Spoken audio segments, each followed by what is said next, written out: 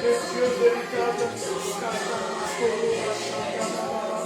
Ton nom est Yeshua, ton nom est Yeshua, ton nom est Yeshua.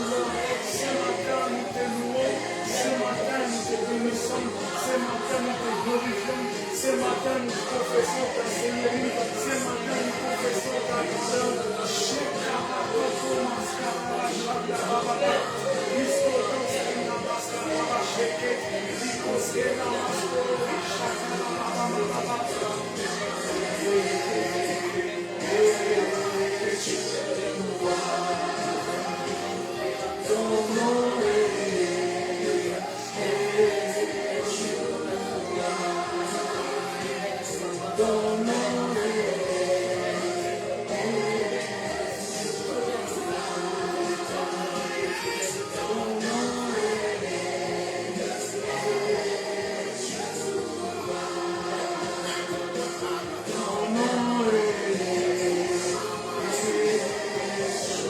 Ton nom est Yeshua Mashiach.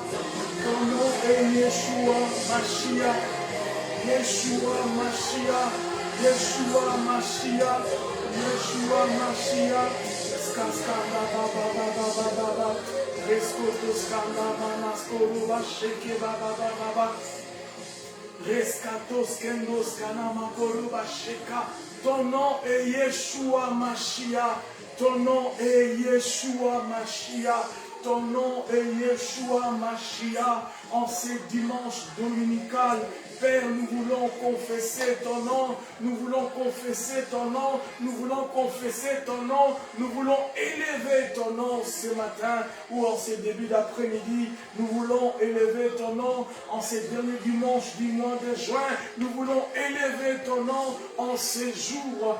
En ces jours, nous voulons reconnaître ta Seigneurie. Merci Jésus. Merci Jésus. Merci Jésus. Ton nom est Yeshua Mashiach. Ton nom est éternel. Ton nom est véritable. Ton nom est authentique. Ton nom est glorieux. Ton nom est puissant. Ton nom est majestueux. Ton nom, alléluia. Skatama yokolo bashanda baba. Ton nom est Yeshua Mashiach. Ton nom est Yeshua Mashiach. Nous te rendons grâce ce matin, Seigneur. Nous te bénissons, Adonai, et nous te glorifions pour ces cultes dominicales. Bénis chacun de nous, bénis tous ces moments, Père, que nous passerons en ces lieux autour de ta parole. Partager ton repas, Seigneur, vivre un moment de communion avec toi. Nous voulons, Jésus, passer du temps merveilleux avec toi en ces dimanches dominicales. Dans le nom de Jésus, ainsi nous avons prié. Gloire à Jésus. Gloire à Jésus. Bien-aimés dans le Seigneur, nous vous saluons chaleureusement dans les noms précieux de notre Seigneur Jésus-Christ, partout où vous êtes en ces dimanches dominicales, ces derniers dimanches du mois de juin. Bien, nous sommes 28 juin, un jour béni, un jour glorieux, un jour magnifique parce que nous voulons dire merci au Seigneur, reconnaître qu'il est Seigneur, reconnaître qu'il est Dieu dans nos vies en ces dimanches.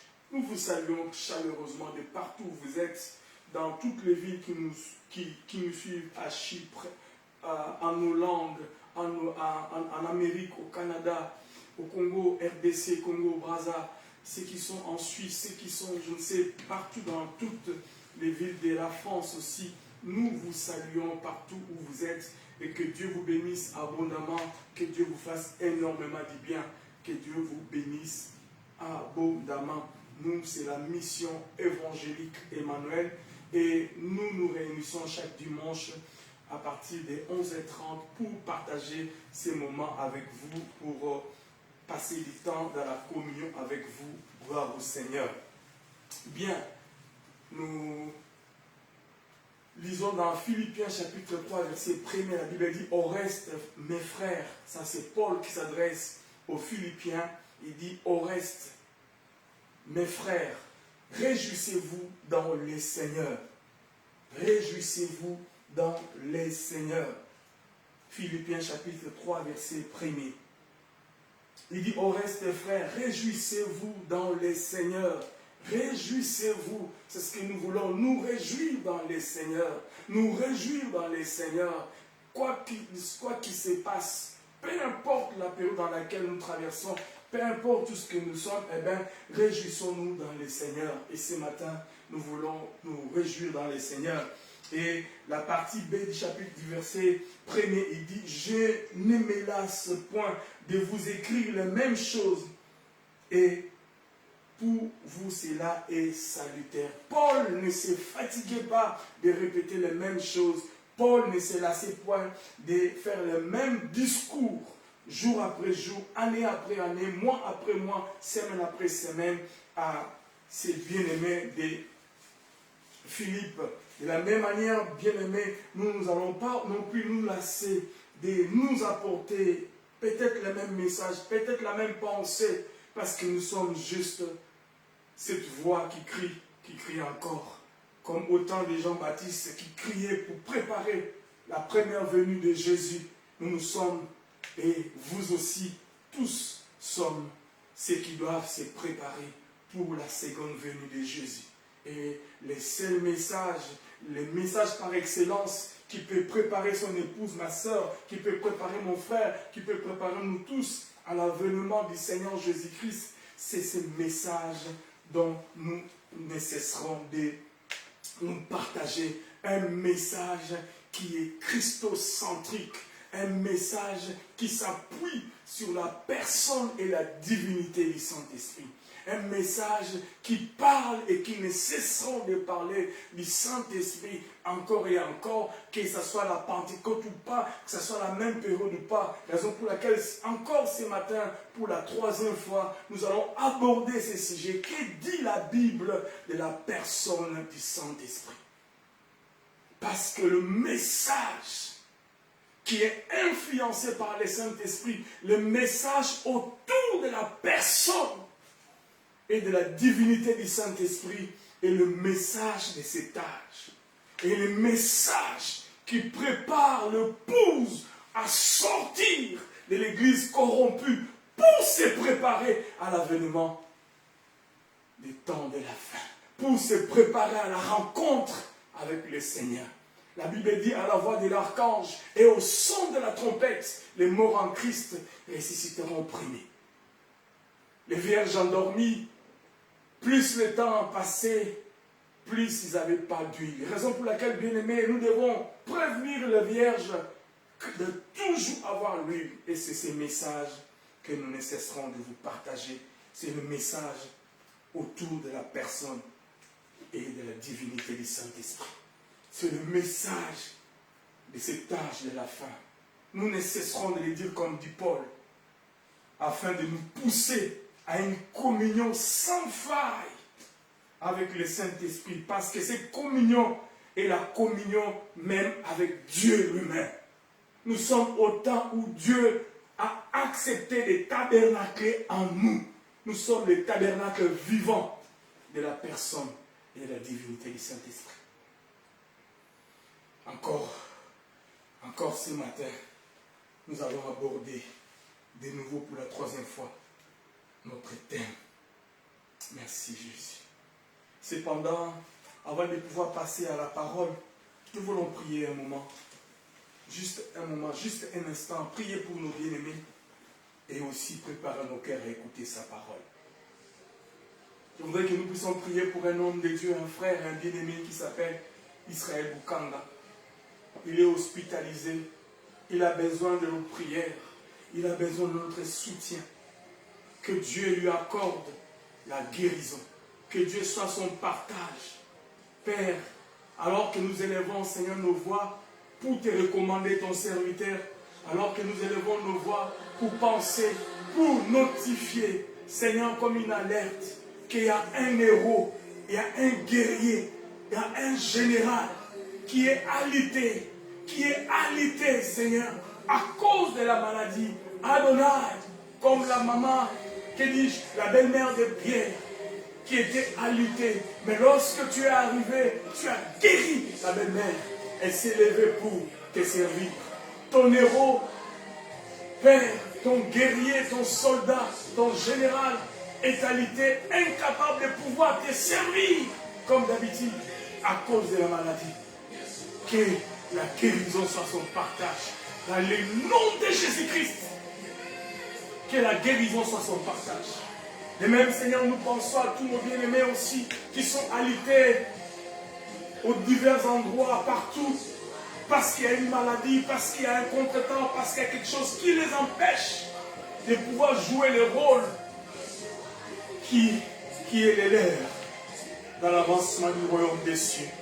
Apporte, Seigneur, aussi ta main puissante et guérissante dans leur corps et dans leur vie. Merci, Jésus. Saint-Esprit, nous voulons nous préparer pour écouter ta parole. Le temps nous est imparti. Avec ces cultes, Seigneur, nous voulons, oh Dieu, non seulement t'adorer comme nous le faisons, non seulement recommander nos bien-aimés aussi entre tes mains comme nous l'avons fait, mais nous voulons aussi nous préparer non à écouter ta parole, mais aussi à partager la Sainte Seine. Ton repas, alléluia. Nous voulons, Seigneur, oh Dieu, que nos cœurs se préparent à partager ce repas du Seigneur en ces derniers cultes du mois de juin. Oh, Skabalamaye, Mama. Saint-Esprit, nous te recommandons ce moment de la parole. Nous voulons que tu prennes le contrôle de toutes choses et que ton règne soit total. Parle-nous ce matin puissamment. Parle-nous puissamment. Parle-nous puissamment par ta parole. Que ta parole retentisse dans nos cœurs. Que ta parole retentisse dans nos cœurs. Et que ta parole nous visite. Merci Seigneur. Sers-toi de moi comme un instrument inutile. Je ne suis que la bouche, mais le mot et les phrases viennent de toi. Parce que le messager n'est pas plus grand que le message. Alors que Seigneur, je vais encore aboyer ce matin. Mais par Yahweh de gloire, c'est que de ma voix, annonce l'évangile à quelqu'un, annonce le salut à quelqu'un, annonce la vie à quelqu'un. Oh Jésus. Alléluia. Merci Seigneur. Merci Seigneur. Sanctifie ta parole. Sanctifie ta parole. Sanctifie ta parole au milieu de nous. Sanctifie ta parole. Dans le nom de Jésus. Sanctifie ta parole. Et fais du bien, Seigneur. Glorifie Jésus, Saint-Esprit. Glorifie Jésus. Glorifie Jésus dans nos cœurs. Glorifie Jésus maintenant. Saint-Esprit, glorifie Jésus. Glorifie Jésus. Merci, Seigneur. Au nom puissant et glorieux de Jésus. Ainsi nous avons prié et tous ensemble nous disons Amen. Amen. Amen. Gloire au Seigneur. Que le nom du Seigneur soit glorifié.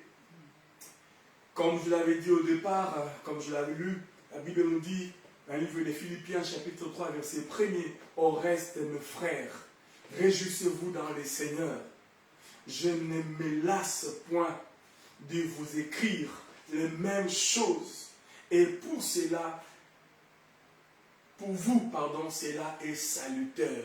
Pour vous, cela est salutaire que je me répète. Pour vous, cela est salutaire que je me répète encore et encore et encore, disait Paul aux Philippiens. C'est pour cela, comme je l'avais dit, les faits bibliques qui sont à notre portée, bien-aimés dans les Seigneurs, et qui sont le fondement de notre foi chrétienne, sont le but pour lequel nous continuons à parler encore en ces jours, ou en ces dimanches, en ces troisièmes dimanches, ces trois phases bibliques de la manifestation de Dieu dans tous les temps. Ce sont des fondements, ce sont des faits bibliques et réels qui sont le fondement de notre foi. C'est pour cela, bien-aimés dans le Seigneur, nous voulons encore ce matin cogiter autour de ce thème. Que dit la Bible de la personne du Saint-Esprit? Partie 3. Que dit la Bible de la personne du Saint-Esprit? Partie 3. Gloire au Seigneur. Pourquoi? Comme je l'avais dit, afin de nous pousser à une communion sans faille avec le Saint-Esprit. Le but pour lequel nous poursuivons, c'est de pouvoir alimenter notre soif afin de travailler, de guiser, de valoriser notre relation, notre communion avec le Saint-Esprit. Parce que la communion avec le Saint-Esprit c'est la communion avec Dieu lui-même.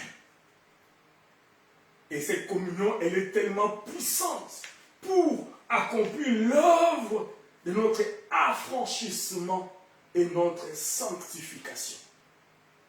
La puissance du Saint-Esprit qui opère en nous au-delà des capacités surnaturelles, ma soeur, mon frère, qui donne au quotidien pour que nous puissions effectuer le travail, au-delà de l'énergie que nous recevons, au-delà de la puissance que nous avons, au-delà de tout ce que nous pouvons comprendre et connaître de lui, le Saint-Esprit, étant Dieu, a aussi pour rôle, et ce rôle est puissant. Cette communion nous sert, cette relation nous sert, pour accomplir l'œuvre de notre affranchissement et de notre sanctification. Bien-aimés, nous devons être affranchis de notre corps mortel pour pouvoir nous préparer à la rencontre de notre époux dans les airs. Et c'est le Saint-Esprit qui aiguise nos oreilles afin que nous puissions être attentifs à ces grands rendez-vous. C'est le Saint-Esprit qui fait cette œuvre d'affranchissement et de notre sanctification pour créer une nouvelle vie, un nouveau être en nous, qui est la vie de Christ lui-même, imprimé dans notre cœur, dans notre vie. C'est ça le message de cet âge que je ne cesse et que je ne cesserai de nous le dire. Comme hier, dans les temps d'autrefois, Noé a prêché plus de 100 ans un message qui indiquait le peuple de son ère, de son âge, à se tourner vers l'arche comme le salut pour leur période. Comme aussi les anges sont venus avec un message à l'époque de Lot, afin que le peuple de son époque aussi puisse quitter Sodome et Gomorrhe. Rester à Sodome et Gomorrhe était comme verrouillé sur sa destinée, malheureusement. Comme au temps de Jean-Baptiste, il a annoncé les messages pour préparer son peuple aussi à la venue, que dis-je, à la première venue de Jésus-Christ. Le message du Saint-Esprit prépare l'épouse que nous sommes à sortir de l'église corrompue, prépare les chrétiens que vous et moi à avoir de l'huile de manière permanente pour la seconde venue de Jésus-Christ. C'est pour cela, bien-aimé, Jésus a dit, depuis, je ne sais pas, la création, tout être, tout homme sorti d'une femme n'est jamais plus grand ou n'a été plus grand que Jean-Baptiste. Cependant, le petit dans le royaume des cieux sont plus grands que Jean-Baptiste. Pourquoi? Le royaume des cieux, c'est le royaume dans lequel nous sommes. Le plus petit que nous sommes dans ces royaumes, nous sommes plus grands que Jean parce que nous avons un message des temps de la fin. C'est le dernier. Et après ces messages, il n'y en aura plus d'autres. Entendez-vous ce matin ou en cet après-midi, bien-aimés dans le Seigneur? La grandeur d'une personne ne dépend pas de lui-même, mais dépend du message qu'il apporte, dépend du bagage qu'il apporte, le contenu qui est en lui, c'est ce qui définit la grandeur de la personne. N'est-ce pas, c'est ce qu'on dit? Un tonneau vide fait beaucoup de bruit, c'est un tonneau qui a la même forme, la même dimension qu'un tonneau rempli. Cependant, ce qui est vide fait beaucoup de bruit, mais ce qui est rempli est lourd. Tout dépend du contenu. Et notre contenu, c'est Jésus-Christ comme Seigneur et Sauveur et le Saint-Esprit comme Dieu déversé en nous en ces temps de la fin. L'apogée de la volonté de Dieu accomplie en ces temps d'histoire. Gloire au Seigneur. Oui, bien-aimés dans le Seigneur, nous avons vu comme Dieu a opéré dans tous les âges sous forme tripartite. C'est ce que nous avons vu. Nous avons partagé les deux derniers dimanches que le chiffre 3 est un chiffre biblique très important. Et nous avons dit que même les commentateurs disent qu'il y a 467 fois que ce chiffre 3 est répété à travers de nombreux événements importants qui se sont produits ou se sont réalisés ou se sont passés au cours de l'histoire, que ce soit dans la Bible, que ce soit dans la nature. Donc, cette étude de 3, le chiffre 3, nous a amené à conclure que nous sommes dans la troisième et la dernière dispensation de Dieu. Étant donné que Dieu agit par 3 dans tout ce qu'il fait, nous pouvons aussi conclure avec vous, sans avoir peur d'être contredit, que par rapport aussi aux dispensations ou à la manifestation ou le moyen par lequel Dieu se laisse révéler, il le fait aussi par 3. Et nous sommes à la troisième dispensation, nous sommes à la dernière. Comme pour dire, bien-aimé dans le Seigneur, après cela, il n'y aura plus rien. Après cela, c'est la rencontre avec l'époux. Après cela, c'est le millénium. C'est une autre étape que nous allons traverser. Mais est-ce que nous sommes conscients de cela? Est-ce que sommes-nous des hommes et des femmes ayant à l'esprit que nous sommes en train déjà petit à petit de toucher le fond du temps, toucher le temps de la fin?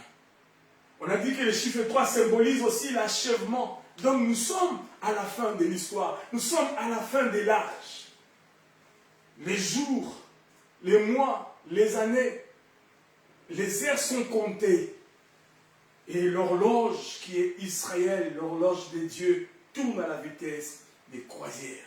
Donc chiffre 3 symbolise l'achèvement. C'est pourquoi toute bonne histoire a un début, a un milieu, a une fin, pardon. Nous avons dit aussi que le chiffre 3 évoque également le passé, le présent, le futur. En mettant cela ensemble, cela manifeste la plénitude des temps et la perfection. Nous sommes en train de vivre la plénitude du temps. Et comme je disais tantôt, malheureusement, la Bible dit, ce qui arriva au temps de Noé arrivera à l'avènement des fils de l'homme. Ce qui arriva au temps de Sodome et Gomorre arrivera. Ça veut dire quoi? Ça veut dire que le monde ne va pas changer. L'impression que nous avons de la vie, c'est comme si la vie va normalement poursuivre son chemin habituel. Comme la Bible le dit à l'époque de Noé, les parents faisaient des enfants, après les enfants se mariaient, ainsi de suite. La vie s'est passée normalement sans pouvoir attirer les regards des gens différemment. Et c'est aussi de la même manière que nous pouvons regarder autour de nous. Certaines personnes même vont plus loin en disant, depuis qu'il a dit qu'il reviendra, depuis qu'il a dit qu'il viendra, mais quand est-ce qu'il vient? Voici, les gens meurent, d'autres naissent, les années passent, tout semble ne pas changer. On a comme l'impression, c'est dit pareil au semblable. On a comme l'impression, c'est toujours la même chose. On a comme l'impression que nous sommes en train de tourner en rond. Bien-aimés dans les Seigneurs, nous ne sommes pas en train de tourner en rond parce que nous sommes en train d'aller clopin, caïn, vers le temps de la fin. Et le Saint-Esprit est la raison principale que nous devons avoir, la raison de notre existence. Le Saint-Esprit doit être la raison de notre vie, la raison de notre comportement. Nous devons tout faire en fonction de lui et de lui seul. Gloire au Seigneur.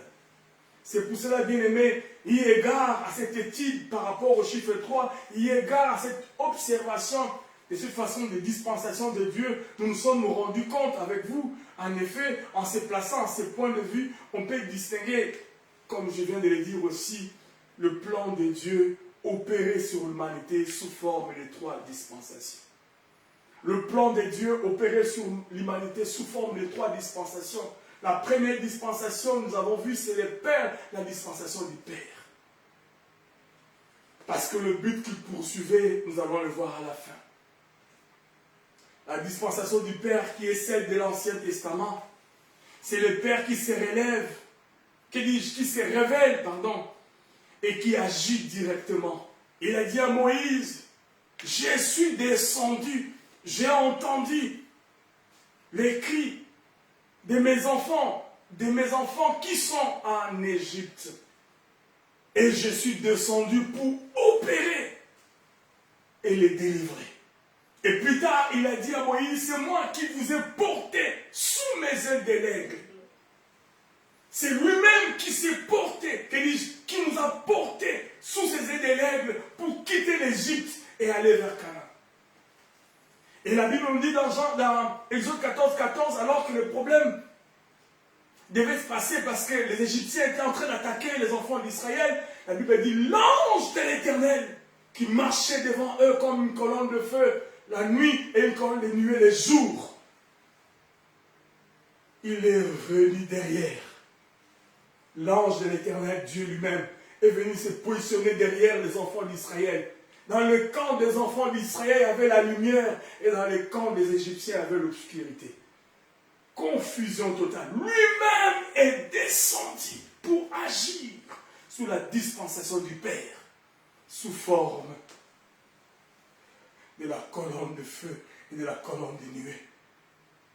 Moïse a vu cet arbre en train de se brûler. Que dis-je? Le feu était en train de brûler l'arbre, mais apparemment l'arbre ne subissait pas la force du feu. Oh Seigneur. Donc, c'est le Père qui s'est révélé et qui a agi directement à travers les hommes dont nous avons la connaissance.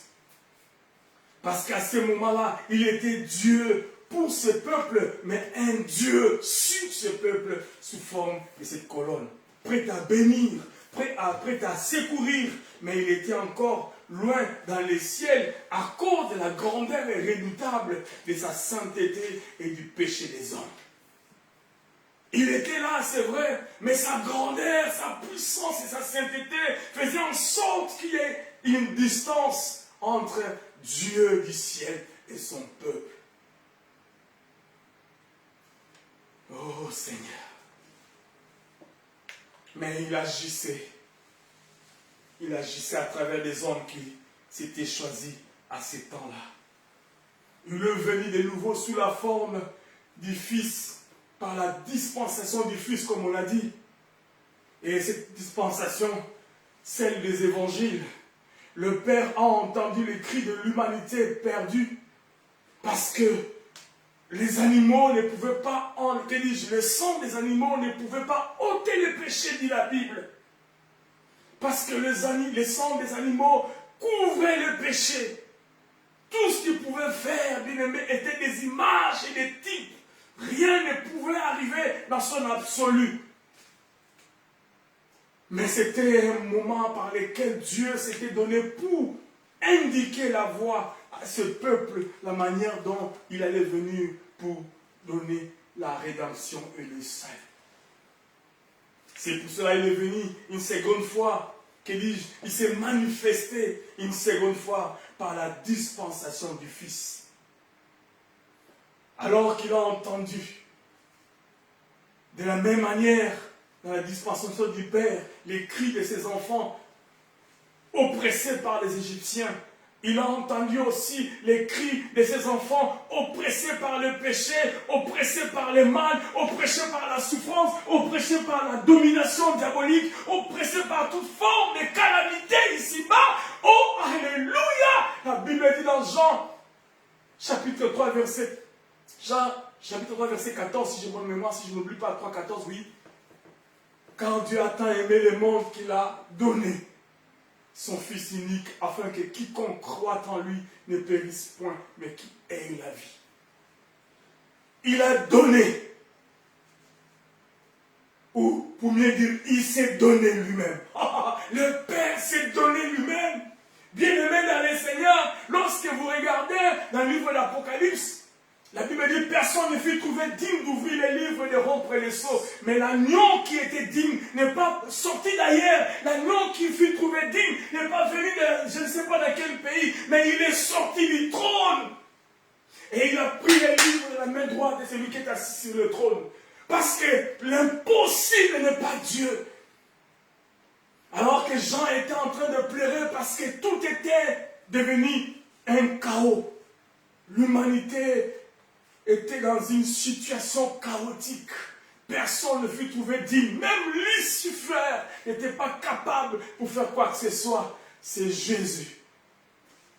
Alléluia. Dieu est venu sous forme de cette dispensation du Fils, où Christ est habité en Jésus. Toute la plénitude de la divinité était en lui. pour nous sauver et accorder la rédemption. Il a manifesté son amour et il a envoyé sur terre son Fils qui devient Dieu avec nous. Si hier le Père était Dieu sur nous, le Fils était Dieu avec nous. La Bible dit il a marché dans les rues de Jéricho, il a marché dans les rues de Jérusalem, il a marché avec son peuple au jour de sa chair. Il a vécu, il a connu la fatigue, la famine. Il a pleuré par moments les sentiments de tristesse. Il était pleinement homme et pleinement Dieu. Il a dit quelque part, le Fils de l'homme n'a même pas un endroit où poser sa tête. Reposer sa tête. Il a pris ma place. Pendant cette période, Jésus-Christ se révèle. Il parle, il agit. Il se propose comme les seuls objets d'adoration. À lui et à lui seul. Lorsque vous lisez le livre de l'Apocalypse au chapitre 1er, nous fait, Apocalypse chapitre 1er nous peint un tableau extraordinaire de ce Jésus. Oh Seigneur. Alléluia. Révélation de Jésus-Christ que Dieu lui a donné pour montrer à ses serviteurs les choses qui doivent arriver bientôt et qu'il a fait connaître par l'envoi de son ange à son serviteur Jean. C'est ce que la Bible nous dit. Lorsque nous arrivons au verset 4e, la Bible nous dit aux 7 églises qui sont en Asie, que la grâce et la paix vous soient communiquées, etc. Je prends le verset et de la part de Jésus-Christ, les témoins fidèles. Verset 5. Les témoins fidèles, le premier-né des morts et le prince des rois de la terre, à celui qui nous a aimés, qui nous a délivrés de nos péchés par son sang, et qu'il a fait de nous un royaume de sacrificateurs pour son Dieu, le Père. Au verset 8, il dit, je suis Alpha et l'Oméga, dit le Seigneur Dieu, celui qui est, qui était et qui vient, le Tout-Puissant. Je suis Alpha et Oméga. Apocalypse chapitre 1er nous a peint un Jésus Dieu, un Jésus tout-puissant. Emmanuel parmi nous, Dieu parmi nous. Oh, il a accompli le salut du monde et il est retourné auprès du Père dans la gloire en attendant de revenir, régner ici-bas pendant la période des milléniums. Jésus reviendra et cette fois-là il reviendra avec nous pour régner ici-bas pendant la période des milléniums. Cependant, sa seconde venue, ses pieds ne se poseront pas sur le mont des Oliviers, comme dit la Bible, ce serait pendant les milléniums. Mais il sera dans les airs et nous devons aller les rencontrer. C'est pour cela, bien-aimés dans le Seigneur, la deuxième dispensation, c'était la dispensation de Jésus-Christ, Dieu parmi nous, Dieu avec nous. Il a été avec son peuple. Colossiens chapitre 2, verset 9 nous dit ceci, car en lui habite corporellement toute la plénitude de la divinité. Vous avez tout pleinement en lui. Parce qu'en lui, il y avait pleinement la divinité, donc nous aussi nous avons pleinement en lui. Chef de toute domination et de toute autorité. Colossiens chapitre 1, verset 15 dit ceci, il est l'image de Dieu invisible, le premier-né de toute la création. Apocalypse aussi l'a confirmé. Car en lui ont été créées toutes les choses qui sont dans les cieux et sur la terre. Quand en lui, en Jésus, tout a été créé, tout ce qui existe dans les cieux et sur la terre ont été créés par lui. Les visibles et les invisibles, trône, dignité, domination et autorité, tout a été créé par lui et pour lui. Il est avant toute chose et toute chose subsiste en lui. Alléluia! Voyez combien Colossiens est en train de nous donner le décor de ce Jésus dans la dispensation du Fils. Donc ce n'était pas une dispensation ordinaire, c'était la divinité incarnée dans la personne de Jésus, marchant avec nous. la Bible nous dit, nous l'avons traité, nous l'avons humilié, nous l'avons considéré comme un malpropre, nous l'avons traité comme un paillasson. Nous n'avons aucun regard, aucun respect sur la personne de Jésus. Oh Seigneur, qu'est-ce qui se passe? Qu'est-ce qui se passe? Pourtant, il était là. Il était avec nous. Il était avec nous. Il est le Dieu Tout-Puissant. Le seul Dieu. Cependant, il a dit lui-même de sa bouche, il est avantageux que je m'en aille. Si je ne m'en veux pas, le consolateur ne viendra pas. Si je ne m'en veux pas, le Saint-Esprit ne viendra pas non plus. Il est avantageux. Bien-aimé, les choses pour lesquelles nous sommes en train de nous atteler, c'est parce que lui-même, de sa bouche, il a dit qu'il était avantageux. Lui-même, au jour de sa chair, il a fait un constat. Il a dit, le dernier jour de la fête, il s'est rendu compte que le monde ne peut pas satisfaire les besoins de nos cœurs. Il s'est rendu compte que après que les gens ont mangé, ont bu, ont dansé, mais les besoins étaient toujours là. Et ces besoins pouvaient être comblés que par le Saint-Esprit. Et il a dit, celui qui a soif, qui vient à moi. De la même manière, il a dit à la femme samaritaine, ce n'est plus le moment, comme vous pensiez autrefois, d'aller prier, adorer Dieu sur la montagne. Le moment est venu où les vrais adorateurs adoreront le Père en esprit et en vérité. Comment pouvons-nous arriver à cette dimension? Comment pourrions-nous faire ces choses? C'est pour cela qu'il a dit, il faut que je m'en aille, pour qu'un autre moi-même, pour que je revienne vers vous. Et on en parlera peut-être vers la fin. C'est pour cela, bien-aimés, nous sommes dans cette dispensation qui est la dernière. C'est la nôtre. Nous sommes des hommes et des femmes privilégiés. D'un côté, nous sommes privilégiés. De l'autre côté, nous avons des responsabilités qui pèsent sur nos épaules. Cependant, bien-aimés, nous traitons cette dispensation comme les hommes de l'époque de Noé. Nous traitons cette dispensation comme les hommes de l'époque de Lot. Nous traitons cette dispensation comme les hommes de l'époque des gens qui se moquaient de cet homme parce qu'il n'avait pas une tenue honorable comme peut-être moi ce matin. Parce qu'il n'était pas habillé, je ne sais pas, il ne roulait pas carrosse. La Bible dit, il se nourrissait des insectes et du miel. Il vivait dans les déserts. Les commentateurs disent qu'il est allé même à l'âge de 12 ans qu'il est parti. Oh Seigneur. Mais c'est de lui que le message de la vérité est arrivé. La dispensation du Saint-Esprit qui va depuis la Pentecôte, depuis le moment où l'Église naquit, sortit des entrailles du Saint-Esprit. De la même manière, le Père de Jésus fit le Saint-Esprit. De la même manière, le Père de l'Église est le Saint-Esprit. Donc c'est la même chose. Oh, Marie, ne sachant pas comment les choses devaient se passer, posa la question, ma soeur, mon frère, comment cela pourrait-il être possible? Vous m'annoncez des choses qui dépassent l'entendement. Vous m'annoncez des choses qui dépassent ma compréhension. Vous m'annoncez des choses qui dépassent mon intelligence.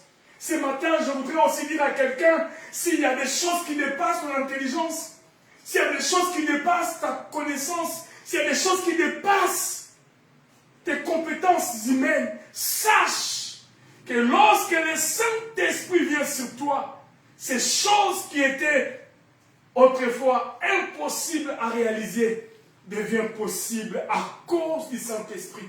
Alléluia! Le Saint-Esprit rend les choses impossibles possibles. Le Saint-Esprit rend les choses invisibles visibles. Le Saint-Esprit change la donne. Lorsqu'il a couvert Marie, Marie a donné naissance à Jésus. Lorsque le Saint-Esprit a couvert l'humanité et particulièrement les hommes qui étaient dans la chambre haute. L'Église naquit ces jours-là à la Pentecôte. Et depuis ces jours-là, la dispensation du Saint-Esprit a commencé. Donc la dispensation du Saint-Esprit, bien-aimé, oh Seigneur, va de la Pentecôte jusqu'au retour du Seigneur. Pendant ces temps, entre la Pentecôte et le retour du Seigneur, le Saint-Esprit forme l'Église. Le Saint-Esprit aiguise ses enfants. Le Saint-Esprit forge notre caractère. Le Saint-Esprit transforme notre vie. Le Saint-Esprit prépare son Église pour le retour du Seigneur. Le Saint-Esprit est Dieu en nous. Il est en nous, dans chacun des chrétiens. Comme je le dis souvent, si Jésus a été envoyé pour l'humanité tout entière, pécheresse, mais le Saint-Esprit a été envoyé pour une catégorie de personnes sur l'Église du Seigneur. C'est pour cela qu'il n'est pas descendu dans toutes les rues de Jérusalem. Il n'est pas descendu dans toutes les maisons de Jérusalem. Il n'est pas descendu dans tous, je ne sais pas. Même il n'est pas descendu dans les églises de l'époque. Mais il est descendu dans la chambre haute où il y avait la sémence du Père que Jésus avait communiqué. Les gens qui avaient reçu Jésus-Christ comme Seigneur et Sauveur. Les gens qui avaient Christ Jésus dans son cœur. Le Saint-Esprit ne peut pas descendre si quelqu'un qui n'a pas Christ. À moins qu'il y ait cette disponibilité ou cette disposition de recevoir Christ qui peut lui faire cette exception. Parce que dans les actes des apôtres, il y a certaines exceptions. Il sait pourquoi. Parce qu'après, ces gens se sont convertis. Oh Seigneur Jésus. Oui, il convainc le monde du péché et met dans le cœur des croyants tout ce que Christ a acquis. Tout ce que Christ a acquis pour nous à Golgotha. Il nous les dispose dans cette dispensation. Le pardon, la vie des Zoé, la victoire sur le péché, la victoire sur nous-mêmes, sur l'homme, la puissance de la délivrance, et de surcroît sa présence de manière permanente. Le Saint-Esprit est présent, dans nos vies, partout où nous sommes, si nous l'acceptons tel qu'il est là et il nous fait du bien. Merci Jésus. Oui, bien-aimés, en ces temps du soir, où à notre âge, Dieu, Adonai, Jéhovah, s'est révélé par la dispensation du Saint-Esprit. Car c'est ce que Dieu a fait hier, par Jésus, a fait hier, à l'époque des colonnes de feu, comme des nuées, fait encore aujourd'hui par le Saint-Esprit. Dieu est le même. Ce qu'il a fait hier, il le fait aujourd'hui. Il ne change pas. Il ne change pas. Cependant, Dieu doit maintenant être révélé dans son Église et au milieu de son peuple que nous sommes. Il doit se révéler. Et cela dépend maintenant de chacun de nous, de la disposition de chacun de nous, de la manière dont nous appréhendons les choses. Dieu est prêt à se révéler dans son peuple, dans le cœur de son peuple. Donc en nous, il veut se révéler en nous. Il veut se révéler par nous. Il veut se révéler aussi à travers nous. Donc le Saint-Esprit en nous, le Saint-Esprit par nous, et le Saint-Esprit à travers nous ou sur nous. Cette révélation complète, la première, la deuxième et la troisième dispensation s'opère à travers cet âge. Par le même esprit qui était en Jésus dans son humanité. Le même esprit qui était en Jésus dans son humanité, c'est le même esprit qui est avec nous, qui est revenu en nous par le Saint-Esprit. C'est ce qu'il a dit. Il faut que je m'en aille pour qu'un autre moi-même revienne. Par les mêmes œuvres qu'il a fait, la même manifestation de son amour, le même pardon, la même longanimité, la même bienveillance, la même patience, la même paix, la même miséricorde. Bref, tout ce qui était en Christ est déversé dans l'Église par l'Esprit qu'il a imprimé en nous.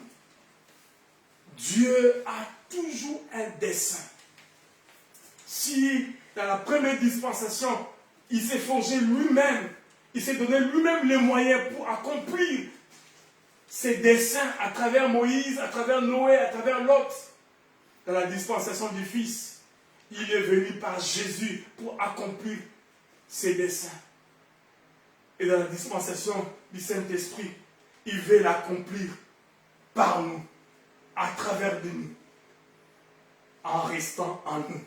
Donc le même but qu'il poursuivait depuis toujours, et c'est le même but qu'il veut poursuivre encore aujourd'hui. Gloire au Seigneur. Mais est-ce que nous sommes disposés? Galates chapitre 1er.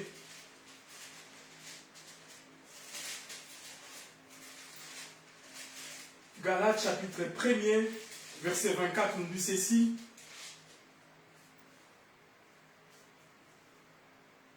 Excusez-moi, Colossiens, excusez-moi. Colossiens chapitre 1er, verset 24, nous dit ceci. Oh Seigneur. Colossiens chapitre 1er, verset 24. Je prends tout simplement, oui, je prends verset 24, les discours de Paul aux Colossiens. La Bible dit ceci, je me réjouis, ça c'est Paul qui dit aux Colossiens, je me réjouis maintenant dans mes souffrances pour vous. Ce qui manque aux souffrances de Christ, je l'achève en ma chair pour son corps qui est l'Église. Voyez-vous, le prix à payer que Paul a payé pour l'Église que vous êtes, que nous sommes. C'est d'elle que j'ai été fait ministre, selon la charge que Dieu m'a donnée auprès de vous, afin que j'annonçasse pleinement la parole de Dieu. Bien-aimé dans le Seigneur, Paul s'est engagé dans une démarche sans faille à cause de la révélation de l'Église qu'avait reçue de la part du Père. Mais nous négligeons l'œuvre du Seigneur. Et nous négligeons nous-mêmes parce que nous sommes cette œuvre, nous sommes cette Église. La Bible dit ceci. C'est d'elle que j'ai été fait ministre, selon la charge que Dieu m'a donnée auprès de vous, afin que j'annonçasse pleinement la parole de Dieu. Le mystère caché de tous les temps, de tous les âges, depuis la création.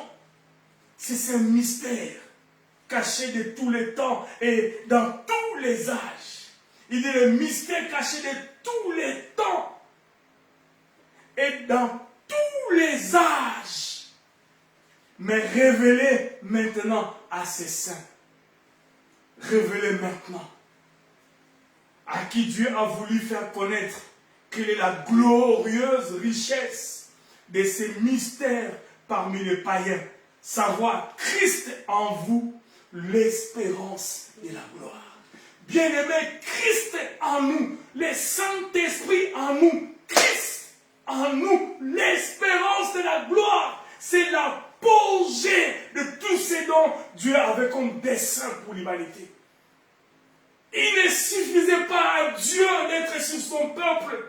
Il ne suffisait pas à Dieu d'être avec son peuple. Parce qu'étant pleinement homme, il ne pouvait pas être à plusieurs endroits en même temps. Mais il se servait de ses dons spirituels pour connaître ce qui s'est passé à gauche comme à droite. Mais dans la dispensation du Saint-Esprit, il est dans chacun de nous et à travers le monde entier.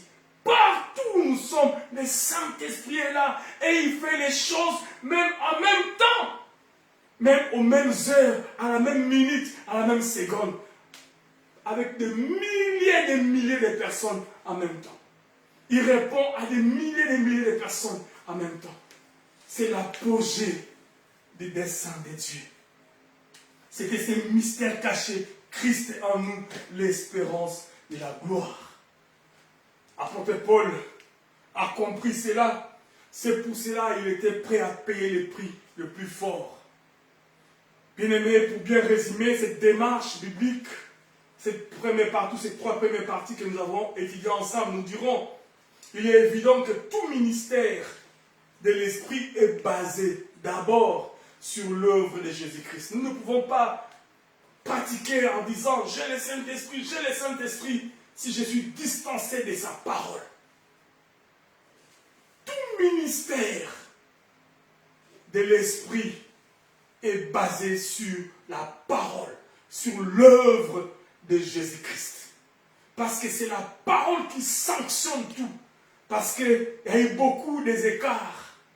Remplis du Saint-Esprit, soi-disant, on fait des bêtises. Remplis du Saint-Esprit, soi-disant, on blesse. Remplis du Saint-Esprit, soi-disant, on fait des écarts. Nous devons être sanctionnés par la parole. Parce que la parole a pour but de glorifier. Saint-Esprit, il vient pour glorifier Jésus. Lorsque nous le regardons dans Jean chapitre 16, nous sommes en train d'atterrir pour cette première partie. Jean 16, à partir du verset 13, la Bible nous dit ceci.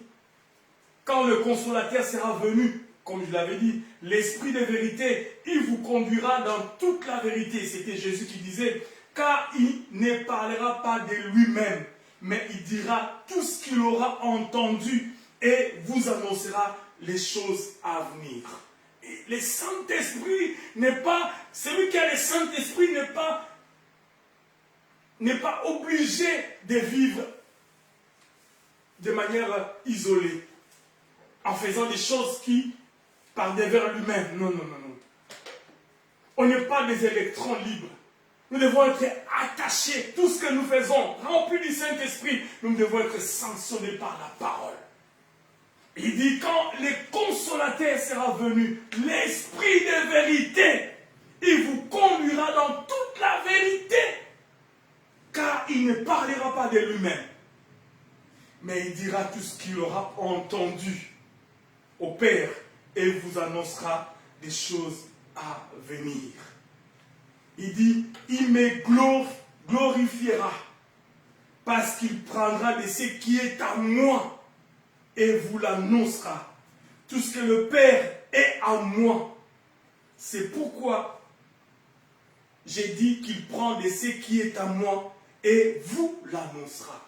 Donc, bien aimé dans le Seigneur, il est évident que tous les ministères de l'Esprit est basé sur l'œuvre salvatrice de Jésus, sur l'œuvre de Jésus-Christ.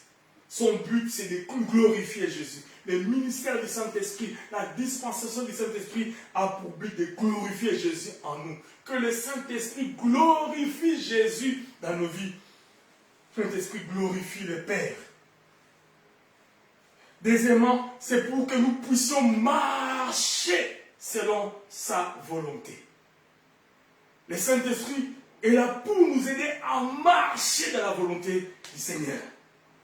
Dieu a envoyé le Saint-Esprit à cause du péché, à cause de tout ce que nous, faiblesses que nous pouvons avoir. Dieu a envoyé Jésus à cause du péché, à cause du mal. Jésus est venu, son Fils bien-aimé, dans une chair semblable à celle du péché. Voyez-vous, selon Romains, Christ, par sa mort sur la croix, a ôté nos péchés, a crucifié avec lui nos vieils hommes. Par sa résurrection, il nous a fait revivre avec lui et par la glorification, il a repris sa position souveraine à la droite de Dieu, d'où il nous a envoyé l'Esprit. Donc, l'un ne va pas sans l'autre. Et non seulement cela, mais c'est lui-même qui, son œuvre de rédemption terminée par Jésus, parce que Jésus a fait l'œuvre de la rédemption terminée, est revenu mettre en nous sa présence spirituelle qui est le Saint-Esprit. Ainsi donc, sans Christ, le salut serait impossible. Sans Jésus-Christ, le salut serait impossible. Mais sans le ministère du Saint-Esprit, en nous, le salut, si chèrement et si parfaitement acquis, ne nous serait pas personnellement communiqué, ne serait pas en nous. Jésus a accompli l'œuvre rédemptrice, mais le Saint-Esprit est venu pour prendre cette œuvre afin de pouvoir l'accomplir, la rendre efficace dans nos vies au quotidien. Donc l'œuvre du Saint-Esprit, l'œuvre que dit de Jésus-Christ, s'opère en nous par le Saint-Esprit. Donc le Saint-Esprit n'est pas simplement une puissance pour la démonstration des miracles et pour le parler la langue ou les prophéties. C'est ce que nous avons lu la dernière fois dans Romains chapitre 8, verset 9. Pour vous, vous ne vivez pas selon la chair, mais selon l'esprit. Voyez-vous? Jésus-Christ a accompli le salut, chose impossible sans lui. Mais le Saint-Esprit, dans son ministère, dans la dispensation qui est la sienne, eh bien, prend ce salut qui a été payé à un prix indescriptible, qui a été parfaitement réalisé. Il imprime cela en nous personnellement.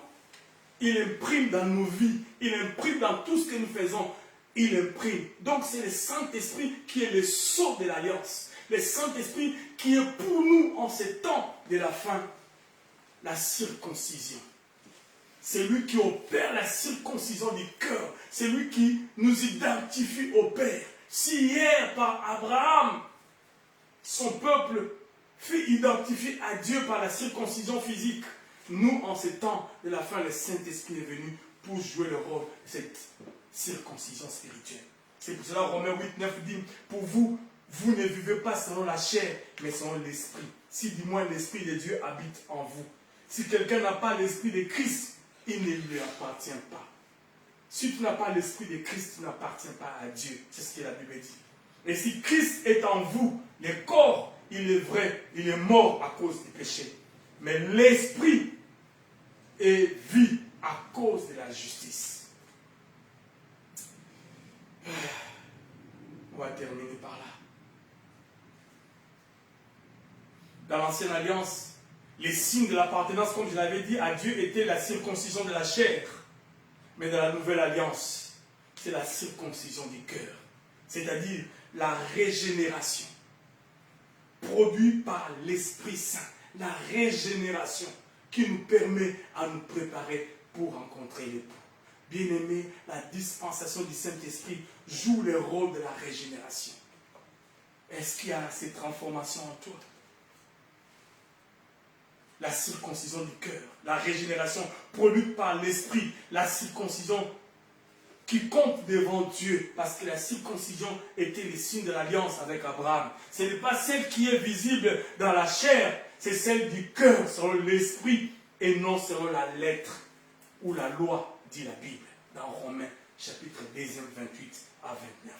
Les circoncis de la nouvelle alliance, c'est nous, c'est vous, c'est nous tous, qui rendons à Dieu notre culte par l'Esprit de Dieu qui habite en nous. Tu ne peux pas dire Abba Père si tu n'as pas le Saint-Esprit en toi. Tu ne peux pas adorer Dieu si tu n'as pas le Saint-Esprit en toi. Que dis-je? Tu ne peux pas mieux adorer le Saint-Esprit. Que dis-je? Mieux adorer Dieu si tu n'as pas le Saint-Esprit en toi. Cependant, l'Église a perdu la culture du sacré. Nous ne craignons plus le Saint-Esprit comme autrefois. Ésaïe, disais-je la dernière fois, ne pouvait pas écrire le nom de Jéhovah lorsqu'il écrivait son livre sans se laver la main. Parce qu'il avait le sacré, la peur, la crainte du sacré. Le Saint-Esprit est saint. Le Saint-Esprit est saint. Lors de la genèse de l'Église, le mensonge avait comme sanction la mort. Vous connaissez l'histoire d'Ananias et Saphira. Ils ont menti au Saint-Esprit. Ils sont tombés raides morts. La mort était la sanction du mensonge au Saint-Esprit. Bien bien-aimés dans le Seigneur, craignons le Saint-Esprit. C'est le même Saint-Esprit au début de l'Église, dans la Pentecôte. C'est le même Saint-Esprit que nous avons encore aujourd'hui. Mais combien nous les rendons tristes, combien nous nous moquons de lui.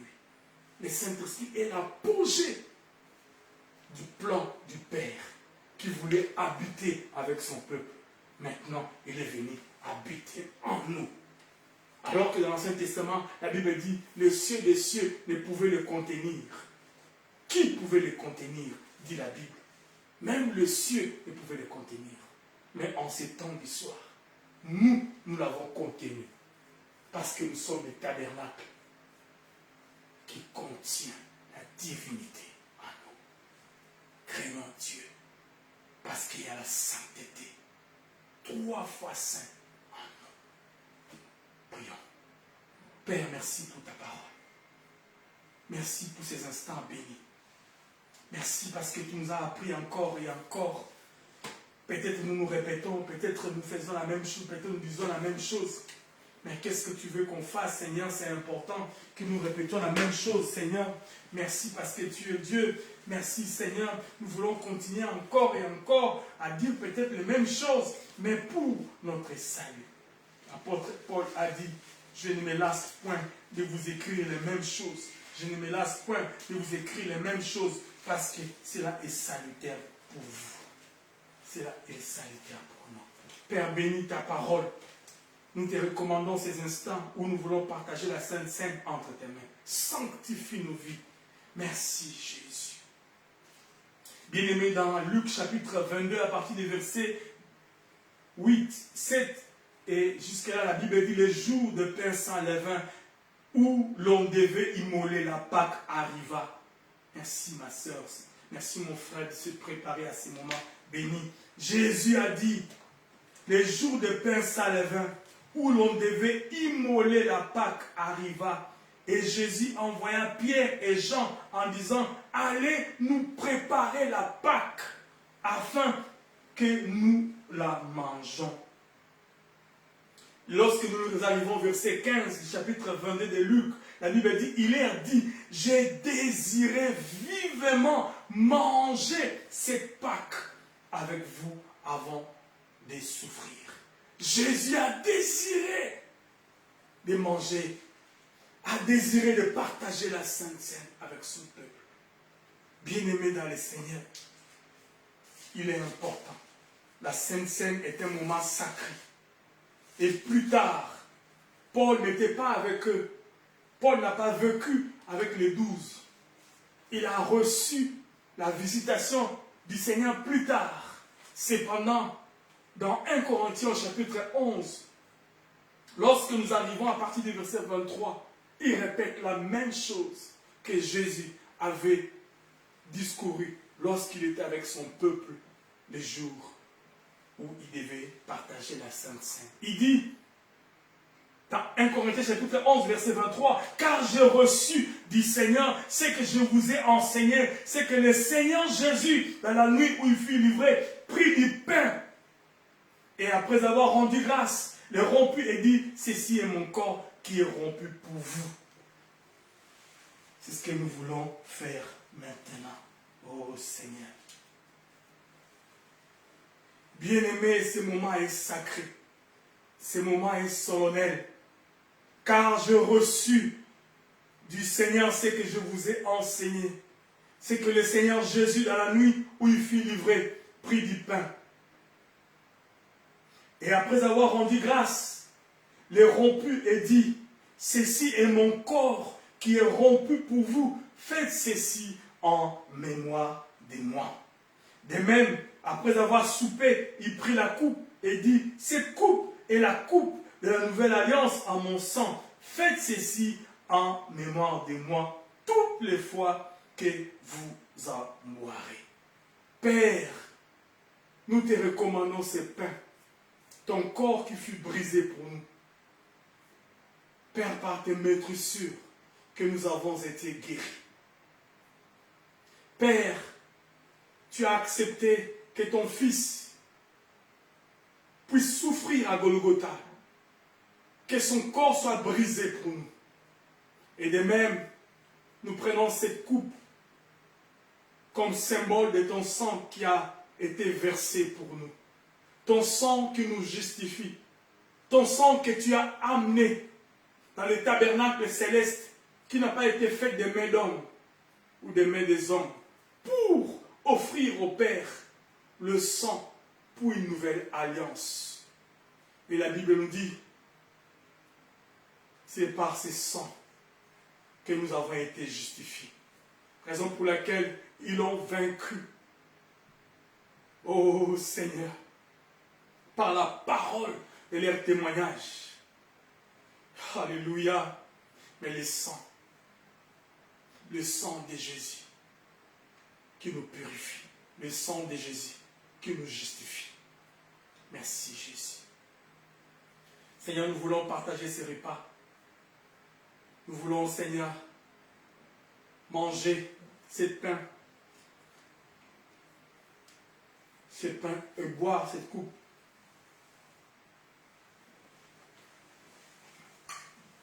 Pour nous souvenir de ce que tu nous as recommandé à faire selon ta parole. Merci Jésus. Merci Jésus. Merci Jésus. Merci Jésus. Merci Jésus. Merci Jésus pour ton sang. Ils l'ont vaincu à cause de la parole de leur témoignage. Ils l'ont vaincu.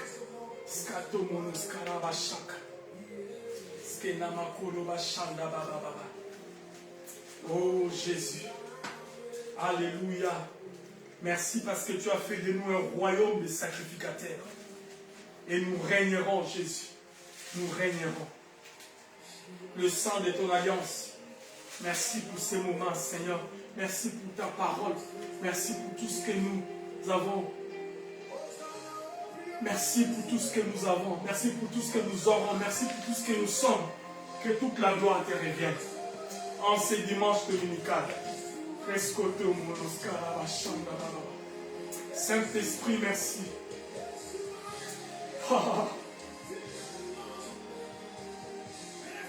À cause du sang de l'agneau et à cause de la parole de leur témoignage, ils l'ont vaincu à cause du sang de l'agneau. Que ton sang guérisse, que ton sang change nos vies. Merci pour ces cultes bénis. Merci pour ces cultes solennels. Sanctifie-nous par ta présence. Glorifie Jésus dans nos cœurs. Glorifie Jésus dans nos cœurs. Merci Seigneur. Que les malades soient guéris. Seigneur, ceux qui sont, je ne sais pas, en train de vivre des moments difficiles, voyez la main de Dieu, la main invisible de Dieu venir à leur secours au nom de Jésus. Nous refusons l'œuvre du diable. La Bible dit les ténèbres ne régneront pas toujours. Les ténèbres arrêtent ton action dans le nom de Jésus. Père, c'est la fin de nos souffrances, la fin de nos malheurs, la fin.